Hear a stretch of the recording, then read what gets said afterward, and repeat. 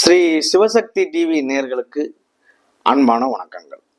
உங்கள் பாரம்பரிய அருள்வாக்கு ஜோதிடர் பாலசுப்ரமணியன் அடியனின் அன்பு வணக்கங்கள்.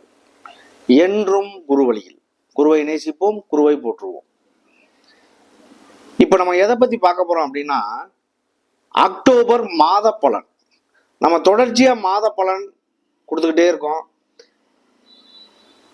ஆங்கில மாத பலன், தமிழ் புத்த மாத பலன் எல்லாமே வரிசையா நம்ம கொடுத்துட்டு இருக்கோம். இப்போ நம்ம இந்த மாத பலனாகப்பட்டது அக்டோபர் மாத பலன். இந்த அக்டோபர் மாதத்துல பாத்தீங்க அப்படின்னா, அக்டோபர் 1/10/2024 புரட்டாசி மாசம் 15ஆம் தேதி செவ்வாய்க்கிழமை. இது இந்த மாசம் பிறக்கிறது அக்டோபர் மாதம். இந்த கிரகங்களுடைய அடிப்படையில பாத்தீங்க அப்படின்னா, ரிஷபராசியில குரு பகவான் இருக்காரு, செவ்வாய் பகவான் மிதுனத்துல இருக்காரு, சூரியன் புதன் கேது கன்னி வீட்டுல இருக்காரு, ஆட்சி பலம் பெற்று துலாம்ல பாத்தீங்க அப்படின்னா சுக்கிரன் இருக்காரு, ஆட்சி பலம் பெற்று சனி பகவான் கும்ப வீட்டுல வக்ரம் பெற்று இருக்காரு, ராகு பகவான் மீன வீட்டுல இருக்காரு. இந்த கிரகங்களுடைய அடிப்படையில இந்த மாதத்துல வரக்கூடிய ஒரு எல்லாமே விசேஷங்கள் பாத்தீங்க அப்படின்னா, மாகாளய அமாவாசை, அதாவது 2ஆம் தேதியே வருது. இந்த மாகாளய அமாவாசை அப்படின்னா என்ன அப்படிங்கிறத விரிவா நம்ம வீடியோவில் பார்ப்போம். இப்போ இதுல பாத்தீங்க அப்படின்னா 3ஆம் தேதி நவராத்திரி ஆரம்பமாகுது. அந்த நவராத்திரி அப்படிங்கிறது பாத்தீங்க அப்படின்னா கொலு வச்சு கொண்டாடுவாங்கல்ல, இது பாத்தீங்க அப்படின்னா நவராத்திரி ஆரம்பம். சரஸ்வதி பூஜை, ஆயுத பூஜை இது பாத்தீங்க அப்படின்னா 11ஆம் தேதி வருது. அதே இதுல பாத்தீங்க அப்படின்னா 12ஆம் தேதி விஜயதசமி ஆரம்பம், விஜயதசமி வருது. 31ஆம் தேதி பாத்தீங்க அப்படின்னா தீபாவளி ஆரம்பம். இந்த தீபாவளி இந்த மாதத்துல வரக்கூடிய இந்த நாள்கள் முக்கியமான நாட்கள் இது. அதனால இதை நம்ம தெரிஞ்சுக்கிறோம். இந்த 12 ராசிக்குமே பாத்தீங்க அப்படின்னா இந்த கிரகங்களுடைய அடிப்படையில இந்த மகாலய அமாவாசை என்ன அப்படிங்கிறத நான் விரிவா சொல்றேன். இந்த கிரகங்களுடைய அடிப்படையில ஒவ்வொரு ராசிக்குமே எப்படிப்பட்ட பலனை கொடுக்கும், அதாவது நீண்ட நாள் பயணம் செய்யக்கூடிய கிரகங்களான ராகு கேது, சனி பகவான், குரு பகவான் இதெல்லாம் எப்படி பயணம் செய்யுது அப்படிங்கிறத வச்சு நம்ம வருஷ பலன் அந்த மாதிரி நம்ம எடுக்கிறோம். மாதத்துல பயணம் செய்யக்கூடிய கோள்கள் சூரியன், சுக்கிரன், புதன், சந்திரன், செவ்வாய். 45 நாள் பயணம் செய்யக்கூடிய கிரகம். புதன் பாத்தீங்க அப்படின்னா 25 நாள், 22 நாள், 28 நாள் இதுக்குள்ள அப்படி பயணம் செய்யக்கூடிய கிரகம். ஆனா ஒவ்வொன்றையும் நம்ம பாத்தீங்க அப்படின்னா துல்லிதமா சொல்லல, மாதக்கோள்கள்னு சொல்றோம். இப்படி பயணம் செய்யக்கூடிய கோள்கள்னால என்ன பலன், அதாவது நீண்ட நாள் பயணம் செய்யக்கூடிய கிரகங்கள் என்ன பலனை கொடுக்குமோ அந்த நாளையில இந்த கிரகங்கள் ஒரே மாசத்துல அள்ளி கொடுக்கக்கூடிய ஒரு காலம் தான் மாத பலன். அதை நம்ம இந்த 12 ராசிக்குமே எப்படி இருக்கும் அப்படிங்கிற ஒரு விஷயத்த விரிவா பார்க்க போறோம். அன்பார்ந்த கன்னி ராசி அன்பர்களே, கன்னி ராசி அப்படின்னாலே அதுல ஒரு கவர்ச்சி இருக்கு. இந்த கன்னி ராசி அப்படின்னாலே பாத்தீங்க அப்படின்னா அதுல பெண் படம் போட்டிருக்கும். அது ஒரு பாக்குறதுக்கு அந்த பெண் மாதிரி தெரியும். இந்த கன்னி ராசி அப்படின்னாலே இந்த கன்னி ராசியை பொறுத்த அளவுக்கு பாத்தீங்க அப்படின்னா அதுல உத்திரம், ஹஸ்தம், சித்திரை அந்த 3 நட்சத்திரங்கள் உண்டு. இந்த கன்னிராசி காலபுருஷ தத்துவப்படி 6வது இடம். 6வது இடம் அப்படிங்கிறது பாத்தீங்க அப்படின்னா இந்த 6ஆம் இடத்துல இருக்கக்கூடிய இந்த கன்னிராசிக்கு பாத்தீங்க அப்படின்னா இன்னைக்கு இந்த அக்டோபர் மாத பலனானது எப்படி இருக்கும் அப்படிங்கிற ஒரு விஷயத்த நம்ம விரிவா பார்க்க போறோம். அக்டோபர் மாதத்துல பாத்தீங்க அப்படின்னா இந்த குரு பகவான் உங்களுக்கு பாக்கியஸ்தானத்துல இருந்து உங்களுடைய ராசியை 5ஆம் பார்வையா பாக்குறாரு, உங்களுடைய 3ஆம் இடத்தை 7ஆம் பார்வையா பாக்குறாரு, உங்களுடைய 5ஆம் இடத்தை 9ஆம் பார்வையா பாக்குறாரு. குரு பகவானுடைய பார்வை என்பது 5, 7, 9 இது அவருடைய பார்வை. குரு பார்த்தால் கோடி நன்மை. 9/10/2024 பாத்தீங்க அப்படின்னா குரு பகவான் வக்ரம் அடைகிறார். இந்த வக்ரம் அடையக்கூடிய காலம் இந்த கோச்சாரமே 25% தான் வேலை செய்யும் அப்படிங்கிறத நம்ம சொல்லியிருக்கேன் ஏற்கனவே. இந்த கன்னிராசியை பொறுத்தவரை பாத்தீங்க அப்படின்னா 5ஆம் பார்வையா பாக்குறதுனால கன்னிராசியில இது வரைக்கும் வந்து பாத்தீங்க அப்படின்னா கேது பகவான் அங்க இருந்தாரு. இப்ப சூரியன், புதன், கேது மூணுமே அங்க இருக்கு. இந்த 3 கிரகங்கள் சேர்ந்து வந்து பாத்தீங்க அப்படின்னா உங்களுடைய 7ஆம் இடத்தை பார்க்குது. அப்படி பார்க்கும் பொழுது வந்து பாத்தீங்க அப்படின்னா குரு உங்களை பார்க்கறதுனால குரு பார்த்தால் கோடி நன்மை. இந்த கிரகங்களுடைய அடிப்படையில பிறப்பு ஜாதகமா இருக்கட்டும், ஜனன ஜாதகம், விதி ஜாதகம் எல்லாம் ஒண்ணுதான். ஒரே மாதிரி நம்ம சொல்ற விதம் தான் வேற வேற. இந்த ஜாதகத்துல இந்த கிரகங்களுடைய அமைப்பு சுக்கிரன், குரு, செவ்வாய், இந்த மற்ற கிரகங்கள் எல்லாமே ஓரளவுக்கு சாதகமான சூழ்நிலையில நல்ல நிலையில் அமைய பெற்றால் அவருடைய வாழ்க்கையில எந்த பிரச்சனையும் இல்லாம கடைசி காலம் வரைக்கும் ஓட்டுவார். இப்ப எடைப்பட்டு வந்து பாத்தீங்க அப்படின்னா ஒருவருக்கு நல்ல நேரமும் வரும், ஒருத்தருக்கு கெட்ட நேரமும் வரும், மாத்தி மாத்தி அந்த ஒரு விஷயங்கள் வந்துகிட்டே இருக்கும். இத நல்ல நேரம் கெட்ட நேரம்னு எப்படி சொல்றோம்? அதாவது ஒரு கிரகம் இந்த 50 பூதங்களினால் ஆனதுதான் இந்த பிரபஞ்சம். இந்த பிரபஞ்சத்துல கிரகங்களுடைய அடிப்படையில நம்மளுடைய உடலும் கூட இந்த கிரகங்கள் 7 கிரகங்கள் வந்து பாத்தீங்க அப்படின்னா 9 நவக்கிரகங்கள் இருக்கு. இந்த 9 நவக்கிரகங்களுடைய கதிர்வீச்சுக்கள் அனைத்தும் நம்ம உடம்புலையும் படுது. நம்மளுடைய உடல்ல படக்கூடிய அந்த கதிர்வீச்சுக்கள் வந்து பாத்தீங்க அப்படின்னா அது நல்லதை செய்யுமா கெட்டதை செய்யுமா, எந்த இடத்துல இருந்தா நல்லதை செய்யும் கெட்டதை செய்யும் அப்படிங்கிற ஒரு விஷயத்த நம்ம முன்னோர்கள் கண்டுபிடிச்சு வச்சிருக்காங்க. சித்தர்கள் அப்படி கண்டுபிடிச்ச ஒரு விஷயத்த நம்ம எடுத்து சொல்றது ஜோதிடர்கள் ஒரு வழிகாட்டிகள். இந்த ஜோதிடர்கள் அப்படிங்கிறது குரு வக்ரமாகக்கூடிய ஒரு காலத்துல ஜோதிடர் அப்படின்னாலே ஒரு ஏதோ ஒரு வகையில ஒரு பாதிப்புங்கிறது வரும்.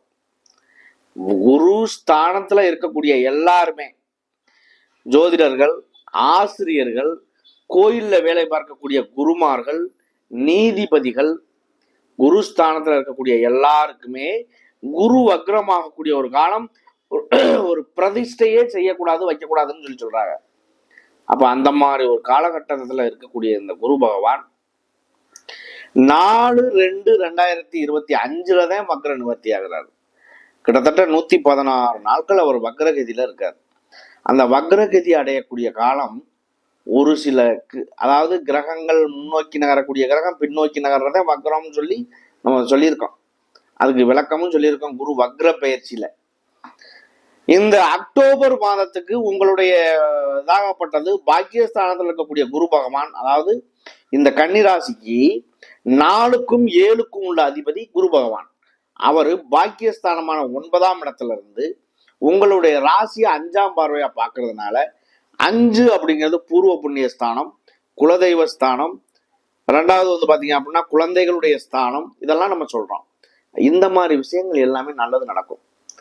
ஒருவருக்கு குரு தசையோ குரு புத்தியோ குரு அந்தரமோ சூட்சமோ இந்த மாதிரி விஷயங்கள் நடக்கல அப்படின்னா அவருடைய வாழ்க்கையில நல்லா தான் இருக்கும், எந்த குறைபாடு இருக்காது. ஆனா இந்த தசாபுத்தி காலங்கள் நடந்துச்சு அப்படின்னா அது ஏதோ ஒரு வகையில ஒரு சின்ன பாதிப்பை கொடுக்கறதுக்கான அமைப்பு உண்டாகும். அப்ப இந்த கன்னிராசிக்கு 5ஆம் பார்வையா பாக்குறதுனால குழந்தைகள் பேர் இல்லாதவர்களுக்கு குழந்தை பேரு உண்டாகும். குலதெய்வம் எதுனே எனக்கு தெரியல, குலதெய்வம் எங்க இருக்குன்னே கண்டுபிடிக்க முடியல அப்படின்னா அவங்களுக்கு குலதெய்வங்கிற போது எங்க இருக்குன்னு தெரிய வரும். இந்த மாதிரி ஒரு விஷயங்கள் பூர்வ புண்ணியத்துல இருக்கக்கூடிய சொந்த பந்தங்கள், விரிசல்கள் இதெல்லாம் சேர்ந்து ஒன்று சேர்ந்து இருக்கிறதுக்கான ஒரு வழிவாய்ப்புகள் ஏற்படும். அதாவது இந்த கிரகங்கள் நீண்ட நாள் பயணம் செய்யக்கூடிய கிரகங்கள் எல்லாம் என்னென்ன பலனை கொடுக்குமோ, சனி பகவான், ராகு கேது, குரு பகவான், இதெல்லாம் வருஷத்துல பயணம் செய்யக்கூடிய கோள்கள். அது என்னென்ன நன்மைகளை நமக்கு செய்யுமோ அதே பலனை மாதத்தில் பயணம் செய்யக்கூடிய கோள்களான சூரிய பகவான், சுக்கிரன், புதன், சந்திரன், செவ்வாய் வந்து 1.5 மாசம் பயணம் செய்யக்கூடியது. இருந்தாலும் இந்த மாத கோள்கள்ல வந்து பாத்தீங்க அப்படின்னா இந்த பயணம் செய்யக்கூடிய ஒரு விஷயம் திடீர் யோகம், திடீர் அதிர்ஷ்டம், இந்த மாதிரி ஒரு விஷயங்கள் கூட கிடைக்கும். எல்லாருக்கும் கிடைக்குமா? எனக்கு அதிர்ஷ்டம் கிடைக்கும்னு சொன்னீங்க, எனக்கு கிடைக்கலையே அப்படின்னு ஒரு சிலர் கேட்கலாம் இல்லையா? உங்களுடைய கர்ம வினை என்ன, முதல்ல அதை பாருங்க. உங்களுடைய வாழ்க்கையில பிறப்பு ஜாதகத்துல ஜனன ஜாதகத்துல கிடைக்காத விஷயம் தசாபுத்தியில கிடைக்க வாய்ப்பு உண்டு. அந்த தசாபுத்திலேயே நடக்காத ஒரு விஷயம் கோச்சாரத்துல நடக்க வாய்ப்பு உண்டு. அப்படி இந்த மாதிரி ஒவ்வொரு விஷயங்களுமே ஒரு சிலருக்கு பலிதமாகும். இந்த ஜனன ஜாதகமா இருக்கட்டும், ஜனன ஜாதகத்துல லக்னமோ லக்னாதிபதியோ ராசியோ ராசிநாதனோ நல்லா இருந்தால் எத்தனை கெட்ட கிரகங்கள் பார்த்தாலும் அவரை ஒண்ணுமே பண்ணாது. அடிச்சு தூக்கி போட்டு அவர் வாட்டில அவர் வேலையை அவர் செஞ்சுக்கிட்டு போய்கிட்டே இருப்பார். நான் ஸ்ட்ராங்கா இருக்கேன் அப்படிங்கிற ஒரு சூழ்நிலை அவர் போய்கிட்டே இருப்பார். அதே இல்லை, எந்த கிரகங்களுடைய பார்வை இல்லாமோ லக்னாதிபதியோ ராசிநாதனோ கெட்டு போயிருந்தா அவர் என்னதான் உழைப்பு, கடுமையான உழைப்பு உழைச்சிருந்தாலும் அவருடைய வாழ்க்கையில கடைசியில ஜீரோங்கிற மாதிரி தான் வரும். இதுதான் அமைப்பு. நான் கடனாளியாவே இருக்கேன், என் வாழ்க்கையே இப்படித்தான் ஓடுமா, நொந்து நூடல்ஸ் ஆகி அவன் வாழ்க்கையில எத்தனை பேர் பாத்தீங்க அப்படின்னா மன நொந்து போய் பேசக்கூடிய வார்த்தைகள்லாம் நம்ம கேட்கிறோம். 100 ரூபா கடன் ஒரு ஆளுக்கு போதுமானது அப்படின்னா 1000 ரூபா கடன் இருந்துச்சு அப்படின்னா அவனுக்கு தாங்குமா? பல லட்சம் கோடி அவரவருடைய செய்யறதுக்கு செயலுக்கு தகுந்த மாதிரி கடன் இருக்கும். அப்போ அதெல்லாம் சரி பண்ணக்கூடிய ஒரு காலகட்டம், திடீர் யோகம் அதிர்ஷ்டம் இந்த மாதிரி கிடைக்கக்கூடிய ஒரு காலகட்டமும் இந்த அக்டோபர் மாதத்துல ஒரு சிலருக்கு உண்டாகுது. அப்ப இந்த 5ஆம் பார்வையாக இந்த கன்னி ராசியை பார்க்கறதுனால குரு பார்த்தால் கோடி நன்மை உண்டாகும் அப்படின்னு நம்ம சொல்றோம். அடுத்து பாத்தீங்க அப்படின்னா உங்களுடைய 3ஆம் இடத்தை பார்க்கிறாரு விருச்சக ராசிய. உங்களுடைய 3 அப்படிங்கிறது முயற்சி ஸ்தானம். முயற்சிகள் எடுக்கக்கூடிய ஒரு விஷயங்கள் நல்லாதான் நடக்கும். 7ஆம் பார்வையா பார்க்கிறாரு. 7 அப்படிங்கிறது பார்வை அப்படி என்பது கலத்திர ஸ்தானம், கணவன் ஸ்தானம், மனைவி ஸ்தானம். 3ஆம் இடம் வேலை செஞ்சா 7ஆம் இடம் வேலை செய்யும், 7ஆம் இடம் வேலை செஞ்சா 11ஆம் இடமும் வேலை செய்யும். காதல் திருமணங்கள் கைகூடும், மறுமணங்கள் கண்டிப்பாக கைகூடும். இந்த மாதிரி 3ஆம் இடங்கிறது அண்ணன் தம்பி அக்கா தங்கச்சி இதுவரை இருந்து வந்த கருத்து வேறுபாடுகள் கொஞ்சம் மாறும். அப்ப இப்படிப்பட்ட ஒரு சூழ்நிலைகள்லாம் இதுல உண்டு. அடுத்து உங்களுடைய ராசிக்கு 5ஆம் இடத்தை பார்க்கிறாரு. 5 அப்படிங்கிறது உங்களுக்கு பூர்வ புண்ணிய ஸ்தானம். 9ஆம் பார்வையா பார்க்கிறாரு. 9 அப்படிங்கிறது பாக்கியஸ்தானம். அவரு அப்பாவின் வழியில் கிடைக்கக்கூடிய சொத்து சம்பந்தமான பிரச்சனைகள், அப்பாவினுடைய உடல்நிலைகள், அதாவது உழைப்பு இல்லாத வருமானம், இதுதான் பெரிய விஷயம்.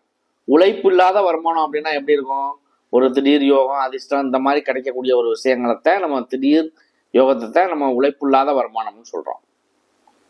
அப்போ இதை பொறுத்தவரை இந்த அக்டோபர் மாத பலனாகப்பட்டது ஒரு அளவுக்கு ஒரு நல்ல ஒரு மாற்றம் தான் சொல்லலாம். இந்த குருவினுடைய பார்வை இருக்கிற வரைக்குமே உங்களுக்கு இந்த கன்னிராசி.